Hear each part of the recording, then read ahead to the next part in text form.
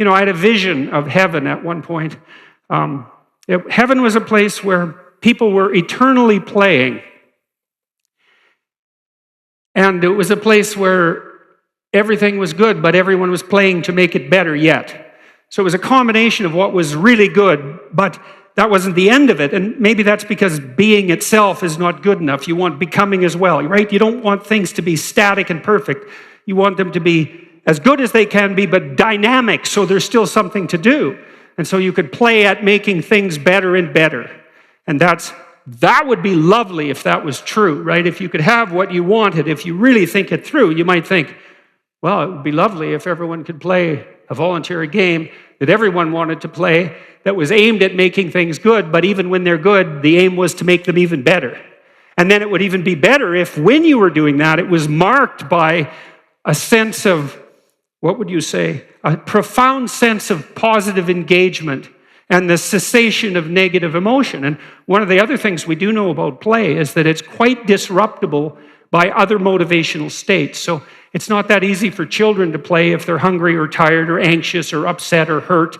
If your children are playing spontaneously, it's actually a mark that what you've created around them is a walled garden, right? The walls protect them, so there's not too much chaos and uncertainty, and the garden is a place where things can flourish. A playground is a walled garden in any real sense. Walled garden, paradisa means walled garden, by the way. It's a balance between culture and nature, or between structure and possibility.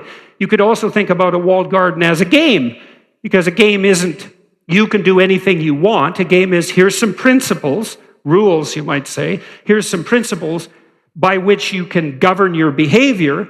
Within that set of principles, here's some play, right? Some freedom to maneuver, not so much that you drown and no one knows what they're doing, just exactly the right amount so that it's playful.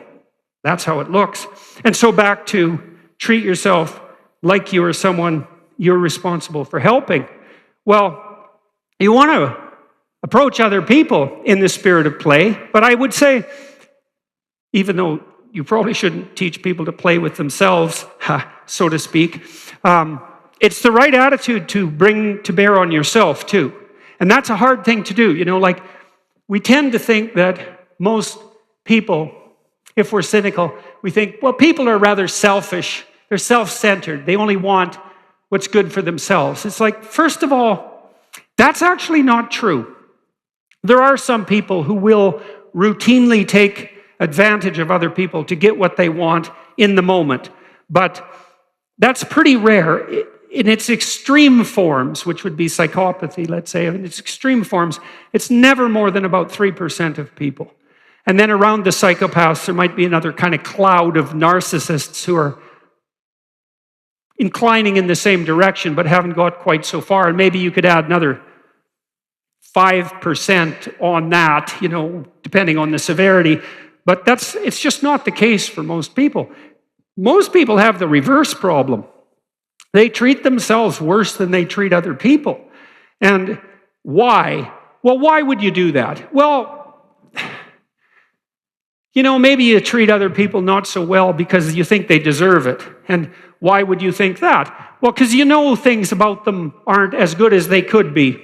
And that they've made mistakes. They've walked off the pathway. They've done things they shouldn't have done, and so you don't treat them as well as you might otherwise.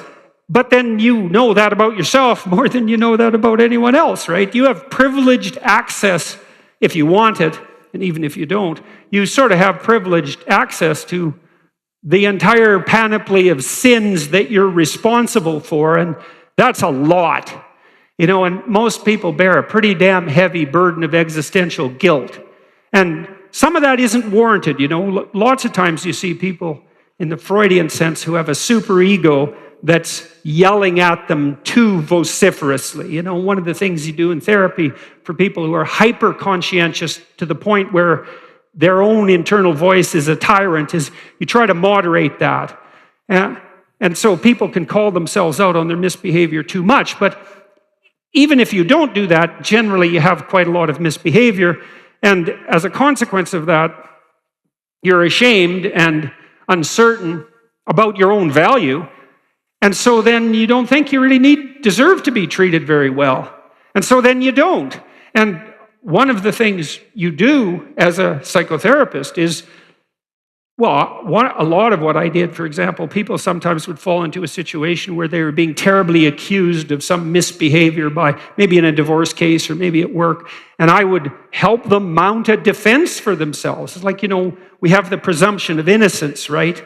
Which is a complete bloody miracle, that presumption. It's such a miracle that our legal system actually starts from that perspective, because it'd be so much easier just to say, you're accused of something? Hell, there's 20 million people in the vicinity. We don't need you. Maybe you're guilty. Off with your head. That's way simpler than, despite the fact that 40 people are coming after you with accusations, we have to assume you're innocent. God. And it's very hard to do that for yourself, to mount a defense. And one of the things I used to have my clients do if they were in such a situation is write out a defense. It's like, treat yourself like you're innocent, just for the sake of argument. We can also do the same thing on the guilt front. Maybe you should make a case when you're in trouble about why you're guilty as well as why you're innocent, to lay out the whole territory, but at least you should defend yourself. And then we might say also, if you think other people are worth taking care of, if you think that other people have value, well, they're individuals like you, and it doesn't seem all that plausible that they could have value and that you don't, unless you're the worst person around, and you're probably not. You're bad enough, but on average, you're no worse than everybody else.